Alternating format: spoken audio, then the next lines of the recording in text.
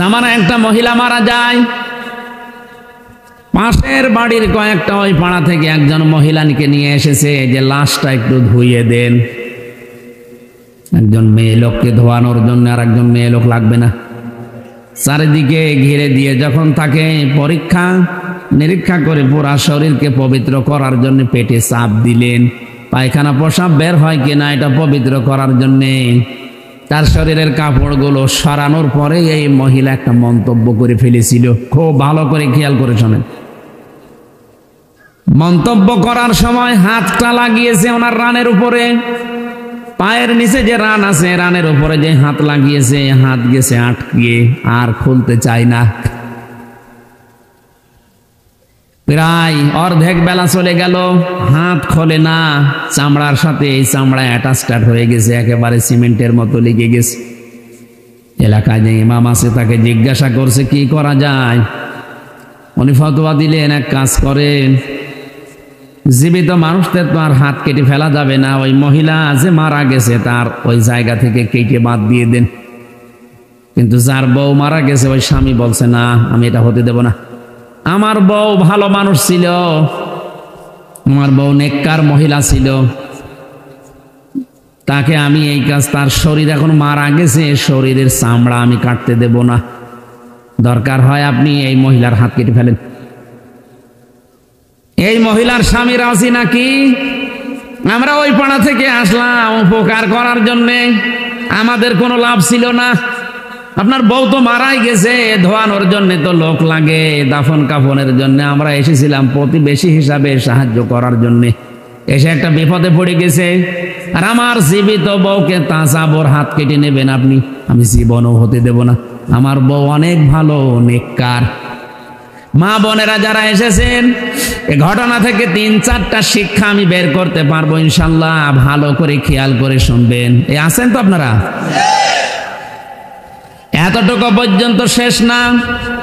জেলার ইমাম, রাজধানীর ইমাম যারা আছে তাদেরকেও ডাক দেওয়া হয়েছে, বড় বড় আলেম এসেছে, বলছে না কোনো সমাধান আমরা পাচ্ছি না। ওই দেশের প্রধান বিচারপতি তখন ছিলেন মদিনার ইমাম মালিক রহমতুল্লাহ আলাইহি, জগৎ বিখ্যাত আলেম তিনি। তাকে ডাক দেওয়া হয়ে গেল যে আপনি আসেন, সমাধান তো করা যাচ্ছে না, সারা দিন কেটে যাচ্ছে, এই মহিলার তো এখন পোশাক পায়খানার প্রয়োজন, খাবার দাবারের প্রয়োজন, কি করা যায়? উনি বললেন ঠিক আছে ব্যবস্থা করো, একটা ময়দানে আমি আসতেছি। মেয়েদেরকে আলাদা পর্দার ভেতরে দিয়ে পর্দার আড়ালে দাঁড়িয়ে ইমাম মালিক রহমতুল্লাহ আলাইহি ডাক দিলেন মহিলাকে, এই মহিলা এদিকে তাকাও, ভালো করে লক্ষ্য করো, আমি ইমাম মালিক বলছি, এদেশের প্রধান বিচারপতি, চিফ জাস্টিস। মুসলমানদের ঈমান কেমন হওয়া দরকার, প্রধান বিচারপতির যোগ্যতা কি কি হওয়া দরকার, এই ঘটনার ভেতরে আপনি পাবেন। ইমাম মালিক রহমতুল্লাহ আলাইহি মহিলাকে জিজ্ঞাসা করলেন কি কি হয়েছে, একেবারে প্রথম থেকে পর্যন্ত সব আমাকে শোনাও পর্দার আড়াল থেকে। মেয়েটা বলছে এই হয়েছে। ইমাম মালিক কথাগুলো শোনার পরে বললেন কই কিছু তো মিলছে না, তোমার হাত তো লেগে থাকার কথা না। আমার কাছে কিন্তু রাডার আছে, কোরআনে কারীম আছে, আমার কাছে হাদিস আছে। আমি আজ পর্যন্ত কোরআন এবং হাদিস দেখে কোনো ফতোয়া দেইনি, কোরআন হাদিসের ফতোয়া আমার প্রায় সব জানা আছে।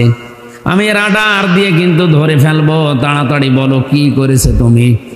মেয়েটা তো ভয় পেয়ে গেছে, কথা বলতে আর নারাজ, রাজি না, বলছেন যা বলেছি এতটুকুই।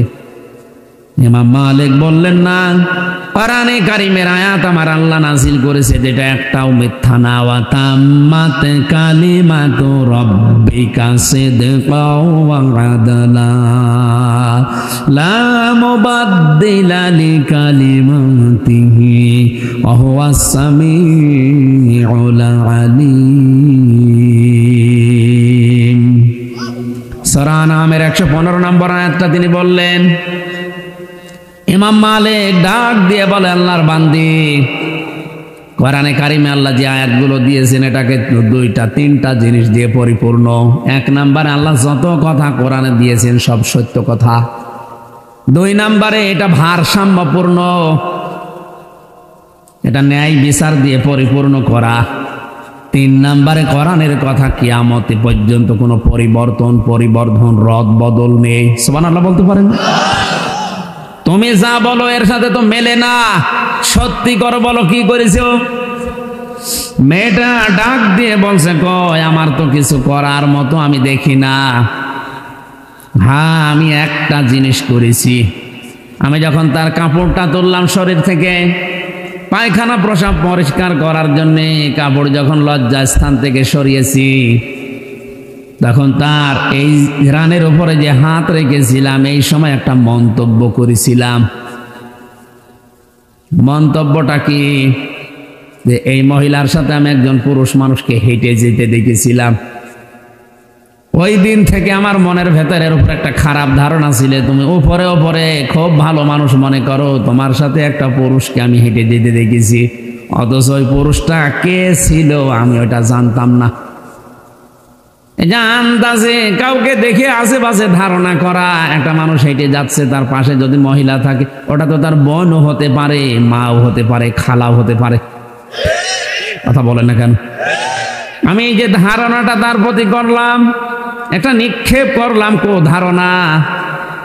ইমাম মালিক বলেন, আমার কাছে রাডার তো এইটা, আমি এতক্ষণ মেলাতে পারছিলাম না।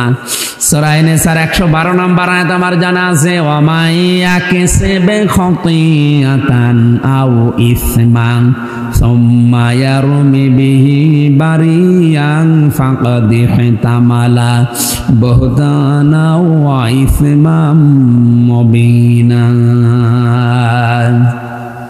আল্লাহ পাক বলেন, দুনিয়ায় এমন অনেক মানুষ আছে নিজে অন্যায় করে, নিজে খারাপ কাজ করে, আর এই অন্যায়টা একটা ভালো মানুষের উপরে চাপিয়ে দিয়ে নিজে ভালো সাজে। এই লোকটা যেন প্রকাশ্য পাপের বোঝা বহন করে নিয়ে বেড়াচ্ছে। তুমি নিজে হয়তো এরকম কোন কাজ কারবার করে বেড়াও, আর এই লোক এই মহিলার উপর একটা খারাপ ধারণা করে এক ধারণা নিক্ষেপ করলে, এই কারণে আল্লাহ তোমার শাস্তি দেওয়ার জন্য ব্যবস্থা করেছে। দ্বিতীয় নাম্বার আয়াতটাকে শোনালেন সূরা নিসার 2 নাম্বার আয়াত, সূরা নূরের 4 নাম্বার আয়াতটা, ওয়াল্লাযীনা ইয়ারমুনাল মুহসানাতি সুম্মা লাম ইয়াতু বিআরবা'তি শুহাদা ফাজলিদুহুম ইলা আখিরি আয়াত। আল্লাহ পাক বলেন, কোন মানুষ যদি কোন নেককার নিরপরাধ মহিলার উপরে জেনার তহমত দিয়ে দেয়, খারাপ ধারণা করে, আর যদি 4 জন সাক্ষী হাজির করতে না পারে, তাহলে তারে 80টা বেত্রাঘাত করো। কয়টা? 80টা বেত্রাঘাত করা লাগবে তাকে। আর জীবনে তার কোনো সাক্ষী এই পৃথিবীতে কবুল করা হবে না, গ্রহণ করা হবে না, আবার সাক্ষী নেওয়া হবে না। আজ বাংলাদেশে এই আয়াতগুলো যদি রাষ্ট্রীয়ভাবে, পারিবারিকভাবে, সামাজিকভাবে আমরা বোঝাতে পারতাম আর কায়েম করে দিতাম, এই দেশে মিথ্যা মামলায় কোনো মানুষ জেলে থাকতো না। আন্দাজে ধারণা করে গায়েবী মামলা দিয়ে ওরে আপনি জেলে রেখে দিয়েছেন। হঠাৎ ধরে নিয়ে বলছে, চল, কি তুই গাছ কেটেছিস, অথচ গাছ কাটা কেউ জানেই না। 3 বছর জেলে থেকে বাস্তবে ঘটনার সাথে যা মিলালাম, এই মহিলা যদি আন্দাজে এক ধারণা করে হাত আটকিয়ে যায়, আর যারা মিথ্যা মামলা দিয়ে, মিথ্যা সাক্ষী দিয়ে মানুষের জীবন ধ্বংস করে দিচ্ছেন, আপনাদের কত কিছু আটকানোর দরকার আপনি বলেন।